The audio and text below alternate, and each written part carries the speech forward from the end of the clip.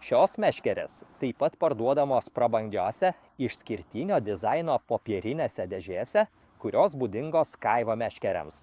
Jos ne tik atrodo itin išskirtinai, bet ir garantuotai apsaugo meškeres transportavimo metu. Žinoma, galime laikyti jas ir taip, bet norint pradėti naudoti, reikia šias dėžes išpakuoti. Ir to jau pat parodysiu, ką slėpia šios gražios dėžės. Pirmiausia, drobinis meškerės deklas, kuris gali įdėti, laikyti ir džiovinti meškerės dalis. Čia yra kaivo garantinis lapelis, 2 lipnūs dirželiai meškerės dalims sujungti ir žinoma pačios meškerės dalis. Naujų būdų jos sudėtos į šią dėžę taip, kad tikrai nebus pažeistos dėl šio putplasčio įdėklo. Kaip matyti, viskas labai tiksliai išdėstyta. Kiekvienai daliai yra tiksliai išmatuota vieta, todėl jos negali pajudėti ar būti pažeistos.